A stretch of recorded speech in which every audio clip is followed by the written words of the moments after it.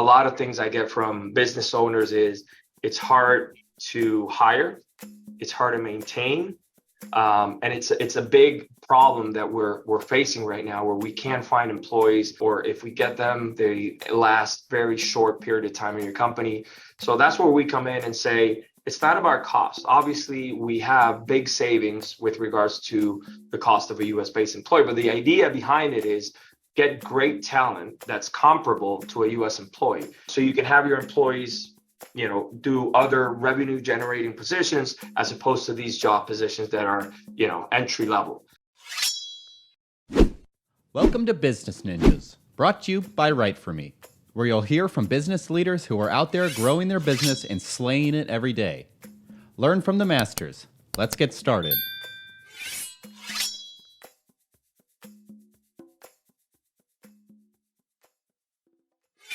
Hey everybody, this is Max Pittman from WriteForMe, and you're listening to another episode of the Business Ninjas podcast.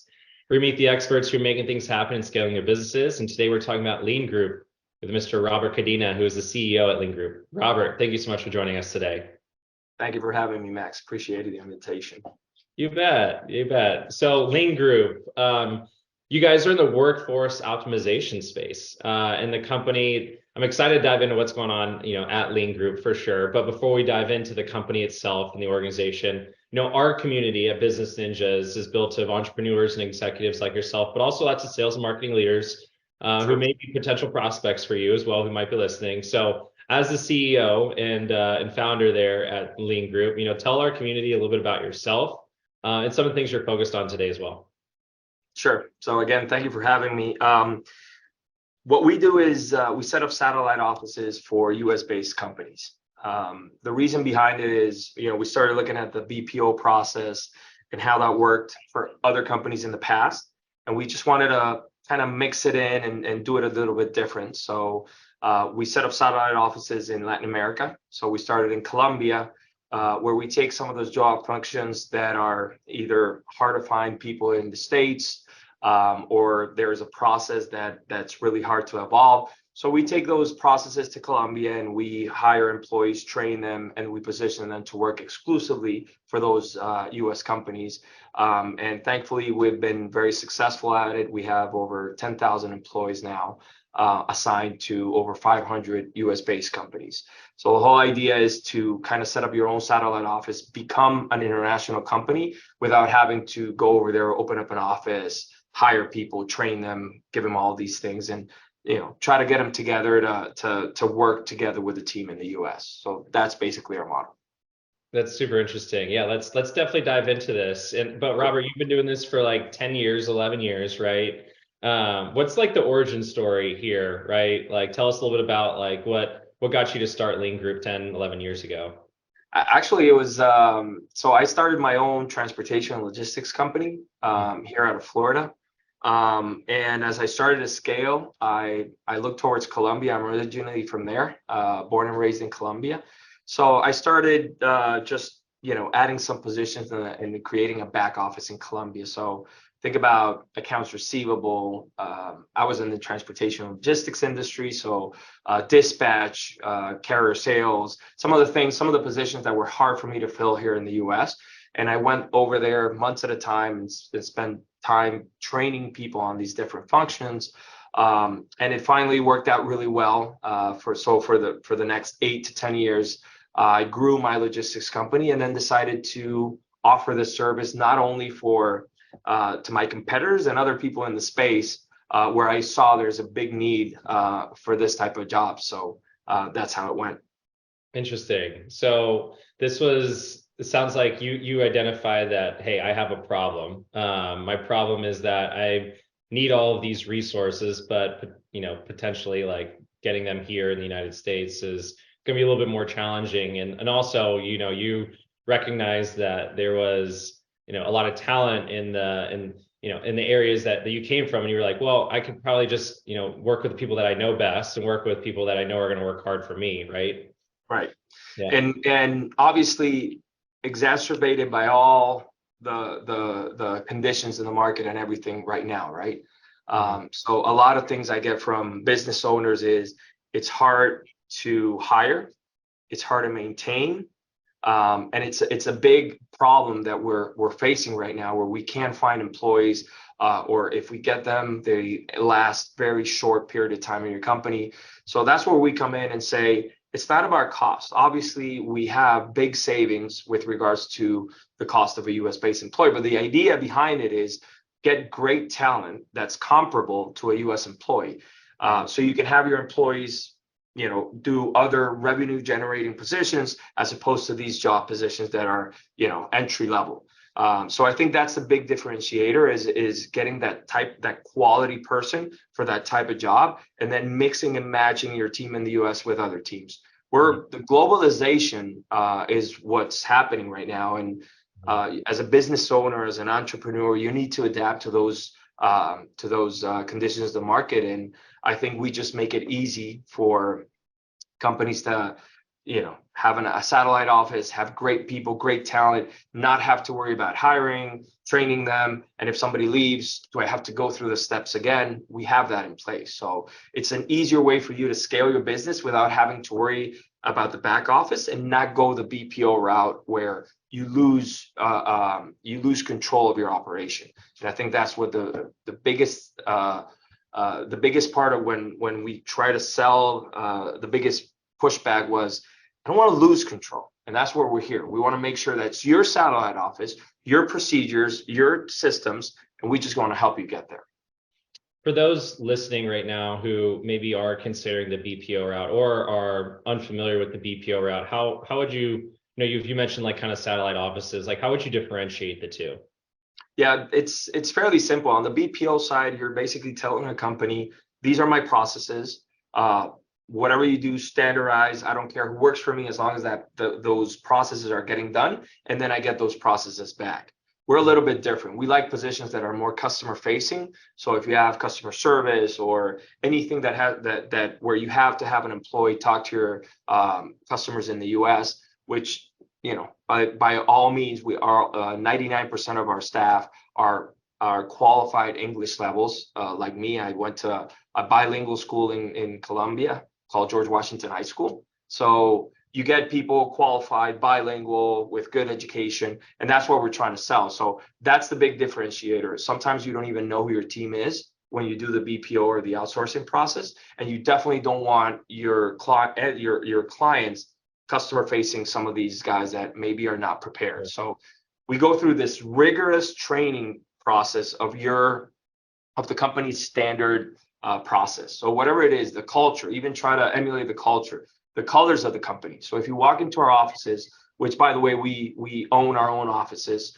and we set up spaces. So we put the colors of the company, the logo, we have our clients send swag to the teammates, so they can really feel that it's their office and not just something. So that complements the whole thing. And I think that's why we've been so successful. We kind of change that mindset of maybe having an indie operation with different time zone, different type of culture. I think this minimizes all those effects.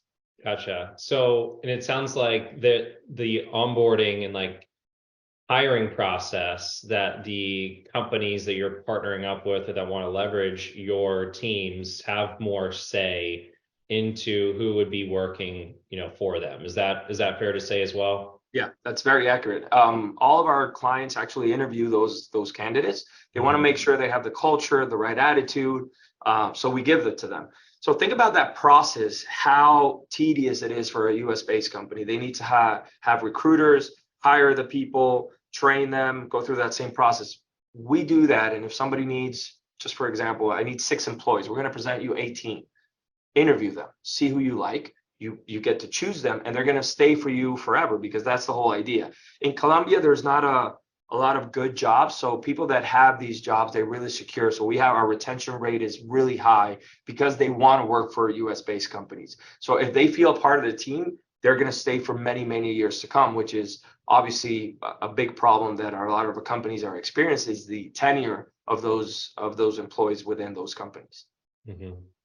Yeah, that's a big thing from history that I have, right, is the ability to, well, first retain the talent and then ideally like scale, right, and being able to like meet the client's requirements for what they're actually looking for. There's just a lot of logistics and a lot of moving pieces in being able to win and grow with these accounts. So, it sounds like you guys, a little bit of like the secret sauce that you guys provide is the ability for these people that are looking for work, first of all, to be able to, find the right fits for them, and also the clients can find the right fits for them, right? So it's kind of this win-win where these people are in roles where they, they know this role, but also, the company itself that they're working for also is comfortable with them being a part of their organization, because that's really what I'm hearing is kind of like that secret sauce you guys provide. That's correct. And there's another component as well, because we've been doing this for so many years. This is what we specialize in. Yeah. So we created internally processes and technology to those. So we have psychological testings, business intelligence. We do interviews before we do the actual interview. They're done by bots to ensure that we're getting the right person for the right job. I think that one of the biggest mistakes people make is you just hire somebody. That's not going to be a condition to that job. So we go through that. What do you want to do? Are you into track and trace, or do you like customer service? Do you like to be in front of people? So we go through all that process before we present them. So it's a big effort that we go on our part to ensure that when we present those candidates, their candidates are that are going to be very good at their jobs, because we went through all this process with the technology we have. Sure.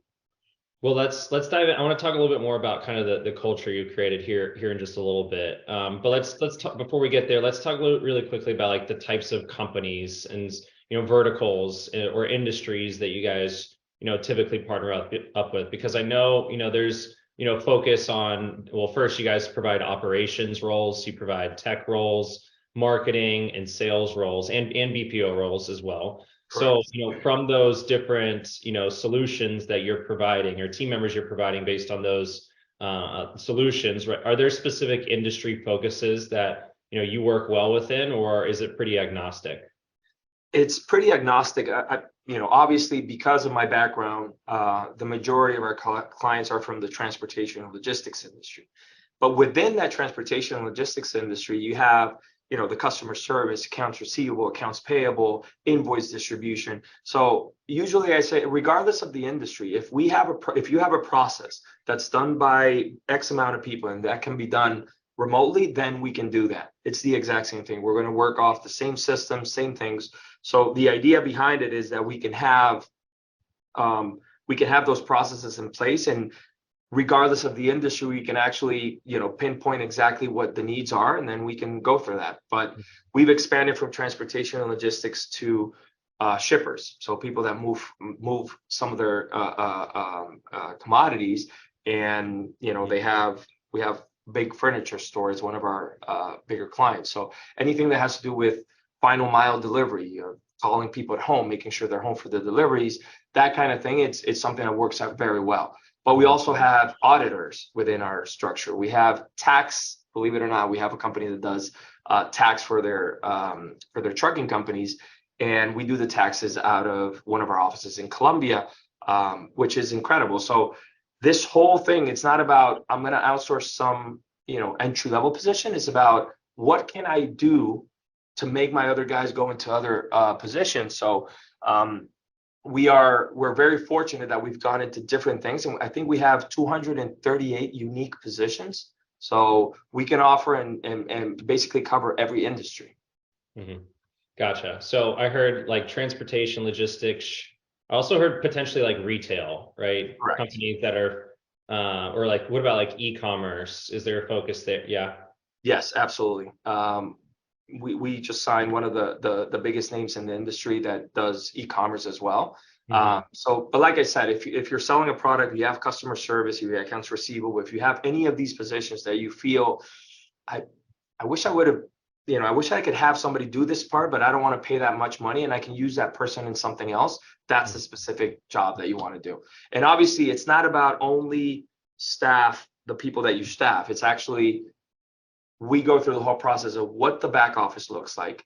Where can we take repetitive functions where we can add technology to it based on best practices over 500 companies. So if you look at this, it's not only about getting me great candidates, great profiles, but also they're going to look at that job function, and that's where workforce analytics comes in. We do a lot of Power BI to ensure that all the metrics and the KPIs are being done. And by the way, this employee is 100 times better than this one. Why is that happening? Let's compare and contrast these employees with the ones in the US. And then let's add some technology to it to assure that we're doing the right thing and we're moving on the right path. All these things are something that goes extra, and we bill our employees for a monthly flat fee for one employee, but it's all included in there. All this technology and all these things that we've learned for many years of doing this. Sure. So I'm hearing from you then, like, okay, the ability to leverage our talent and have it internally to take some of these repetitive tasks that in processes that you've already set up could allow you guys and allow you to potentially, scale your own teams internally to get them to doing more valuable tasks and help them in their own professional growth. While also, it sounds like where you can track track your team's ability to, get the job done. It sounds like you guys created like your own platform almost, or dashboard, where you can track like the KPIs and metrics for your teams that are working for your clients. So that's kind of sounds like almost like your secret sauce. Maybe why customers would choose you is because you have, the analytics to show like how much your the staff that you guys are employing are impacting your clients. Is that fair? Yeah, that's fair to say. And not only the information that the clients receive, it's information, right? What do we do with this information? So we have a tech side, it's called Lean Technology. Lean Tech has been our development arm. We have over 800 programmers assigned to different accounts. So what happens is somebody comes in and says this process, and we come to them with some ideas on how to improve that process. We also have our tech arm to build those processes and attach it to their systems as well. So we build middleware. We build all sorts of RPAs that could help their company grow without having to spend just a ton of money if you were to do that here in the US. So because we understand the back office, we can actually help you with those processes. And we've done so for over 100 companies where we build internal products for them. All the coding and everything, it's proprietary to the client, but we build it ourselves in-house to ensure that it's done right. Interesting. That's super interesting, Robert. Like there's a lot you guys have been doing for sure, from what it sounds like, to separate yourself from, kind of just that typical BPO, right? So how are you like staying ahead of the competition and adapting to new trends? Like, how are you guys, like, obviously there's a lot of innovation going on there, but how is that driving the growth? I think that the growth has come a lot from the tech side. You're hearing everything about ChatGPT, AI. This is the new thing. We're building all of our processes with that combined as well. So I think we're way ahead of the competition in doing that because, like I said, we have 800 programmers. Our research and development team is phenomenal. Our CTO he's been with us for 7 years, and he's just one of the smartest people I know. So every process, we're always thinking about how do we get this better? How do we get machine learning, AI, everything incorporated into that? I think that's what sets us aside. But we also have our component of, these are our offices. So we maintain the security of the offices, the entry to the offices. We ensure that everything is together. So it's a whole package where you're all protected with your information, your technology, your employees. So I think that's what sets us apart from everybody. We obviously started in Colombia, where I'm from, but we moved to Guatemala. We opened up Mexico, and we opened up Philippines as well for our third shift. So people say, oh, it's the other side of the world. But in Philippines, we're trying to work the third shift of the US. So if you have night jobs, it's daytime in Philippines. We train in the same way we do everybody in Colombia and Guatemala. So we maintain those standards, and it's worked out very, very well. Yeah, there's just a lot of amazing people in the Philippines and in 100%. Mexico as well, that I've actually had the opportunity to work with too. So those are great places for sure. There's with great talent. I'm curious though, like you mentioned ChatGPT, and it's obviously a huge topic in our world, in the content world, and also just in general. And I'm just kind of curious, like, how are you guys leveraging like AI? Maybe if you can give me like an example, I'd love to hear that. Sure.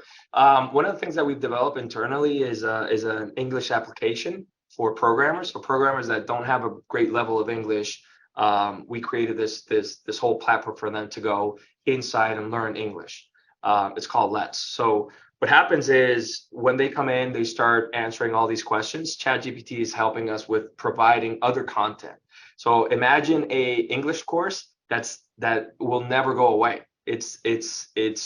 ChatGPT is always feeding those answers in a different way. So you're always going to have different type of questions, different type of answers, and it all comes from a ChatGPT. Some of the machine learning, and it goes to different routes. So it's a non-ending English course for programmers, and that worked out very well for us as well. Interesting. I could see how that like would play into culture for sure at the company, right? Right. What sounds like that's a focus, right? Continuous education, English learning. Right. What other things like that you guys are doing that are playing into, the culture of what you're trying to, build there at Lean Group as you are now 10,000 people, right? I'm just kind of curious. Yeah, and for me, that's one of the biggest ones. Believe it or not, I send out emails to all of our employees on their birthday, still to this day, and it's gotten to a point where it's almost impossible, but I keep doing it because I think the culture is because of that. The answers that the responses I get back from those emails is we're a big company, but we don't want to lose that sense of we do for each other and we look at each other's back. We've created great spaces for people to just hang out. We call them Lean VIPs.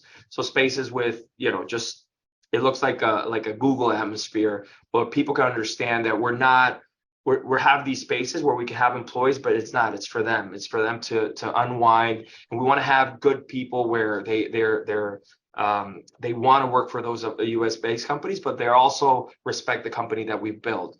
So we try to put that into it. We do a lot of events. Our social component is gigantic because we want to make sure that people in Colombia are struggling. So if we can do something to help them, then that's a bigger thing. And we have a lot of employees that help us in that cause.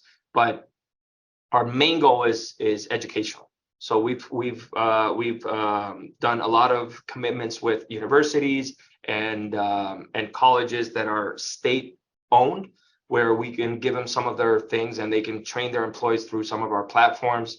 So we're always looking at that. We have our Lean Tech University, which is programmers. We're also teaching kids how to code, some of the other things. So we're going all out to ensure that no matter how much we grow, we're always going to maintain that small company identity.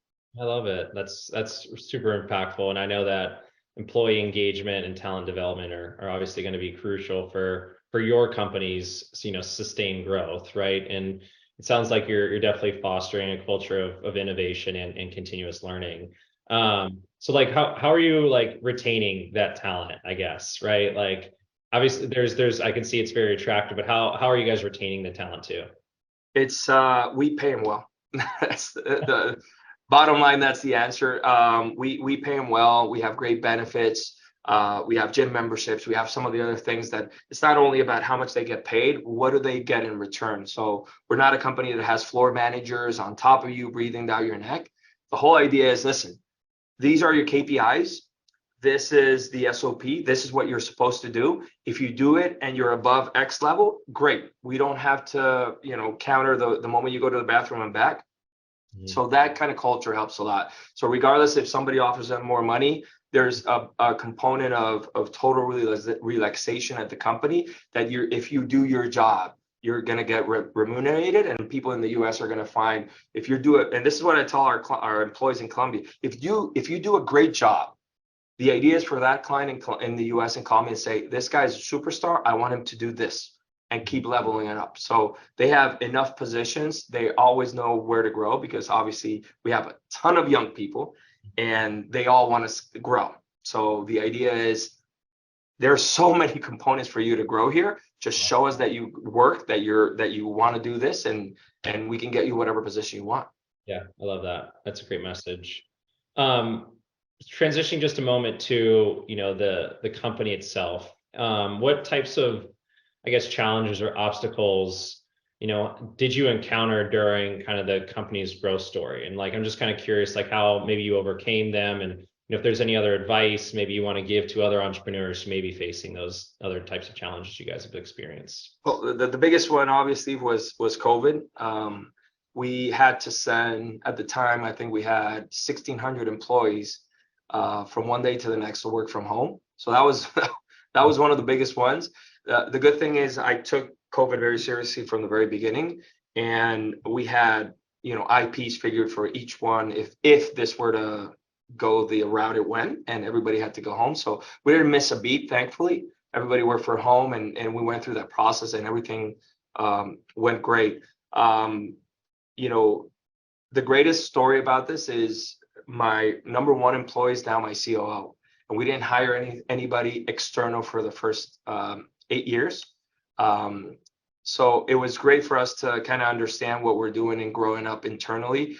And what we did is we told everybody, listen, the company's going to grow, so you got to grow with the company. And we started adding some managerial courses and things that got them to the next level, and that's where we did. And now we're positioning ourselves to get outside people to help us grow to the next level. So I think that part has been the most difficult part, getting people and to understand the culture and become part of the culture. Because no matter where you come, you got to adapt, and it's happened, and it's been great. So we have a new CHRO, a new CFO, and they came in, and now they're adapted to the culture, which is pretty unique. And I think that's the biggest thing, is how do you get people to work together without losing that culture, and that's where we're doing right now. Very cool. Awesome. So it sounds like there was, that was kind of like a reset moment, but also a moment for you guys to, be able to adapt to kind of this new working environment. And like, how have things, I guess, obviously there's been some changes at the executive level, and you brought on some new people, right? But like, how are things like continued, I guess, since COVID, right? Is it still remote working environments? Did you guys go back to an office? I guess I'm just kind of curious. So we still have a blend, Yeah. but mostly it's back at the office. Yeah. Makes We sense. get that a lot from our clients, like, and obviously there's always this people will engage in conversation as to what works best. I think a combination works best. Yeah. You want those top guys that work from home and they're doing a great job, but we also want the other ones that are not doing such a great job to learn from those guys that are doing a good job. So we want them all in the office, at least a couple of days in the office, so they can learn from each other. And there's certain positions that it's hard to do from home. So in Colombia, a lot of these guys are young. They work from home. They work from, they live with their parents. So it's not an easy thing. And they actually want to go to the office because of those space that we've built, the culture we've done. So they actually have a good time at the office. So that's how we've been able to navigate through that. Love it. Yeah, makes a lot of sense. That the hybrid environment makes sense too, but also, being able to be in office. I know I miss it sometimes. There's just there's nothing like it. Great. Yeah, as we wrap things up here, looking ahead, and I'm just kind of curious what maybe the future growth plans look like for Lane Group. Are there any new markets or products or services you guys plan to explore or launch? I'm just kind of curious how you guys are going to be evolving in the next couple of years. Yeah, so our growth has been continuous. So we want to keep the same path we're doing. We're experts in transportation and logistics. We're going to keep expanding that into warehouse and distribution, which we started a couple of months ago. And we've also realized that our expertise is in HR management. So that's something we're going to explore a lot. So go to companies, even if they don't have employees in Colombia, or they have half and half, that we can go over there and kind of help them through the recruiting, hiring, training, quality assurance, workforce analytics, kind of say, this is your operation. Let me show you what your operation looks, so you can make those intelligent decisions. And the idea is to continue growing, hopefully, 20,000, 30,000 employees, and enhancing the technology and some of the components that are coming out. I think that's where we're going to try to explore more and more. But like I said, especially the HR management piece, which we're doing currently for a lot of our customers, I think that's going to expand quite a bit in our offerings. Very cool. Yeah, that sounds interesting. So as we wrap up, like we think about by the end of this year, right? Everyone has their Q1 and their goals that they're trying to hit by the end of this year. Are there any specific metrics or goals that you guys are tracking to that you want to be celebrating that you've hit by the end of this year? Yeah, we're obviously surpassed 10,000, which was way above and beyond what we expected. So We're trying to get to 12, 13,000 towards the end of the year with the number of employees, but we also looking at other revenue streams, like I said, the HR management component and some of the other things that we're doing internally, so we can get that other revenue streamlines, because our business is doing good, it's growing. So what we want to do is, when you add more people, obviously, but try to maintain, like I said, good level management, good culture, and just keep growing to the levels that we want. Cool. I love it. I love it. Is there anything else, Robert, that you think our listeners should know about you or the company that we haven't covered thus far? Yes. When I first started this, my first client was my competitor. That's how honest and what of an honest company we've built. So a lot of people they're reluctant as to, well, what if I do this in another country? That's why we make it so easy, because we have so many clients and we have such a great reputation out there. Is because of that. We're an honest company and we're going to help you grow your business. So the whole idea behind it is, if I do this, if I get a satellite office, this is going to help me build and grow my business here in the US. So don't be afraid to reach out. Even if you've done this, because I got this from a lot of clients in the past, if you've done it through, went through a BPO model, try this one. It works, maintains the culture. It gets your team in the US embedded with the other teams in other areas.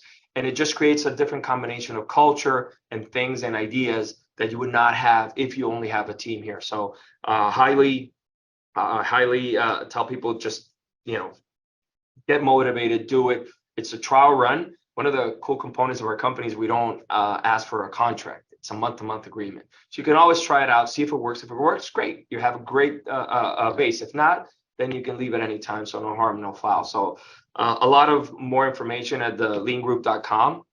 If you go to our website, leangroup.com, and just reach out. Like that's one of the things that we try to do. We're out there in a lot of shows, like I said, mostly in transportation and logistics, in the BPO space, in the call center space.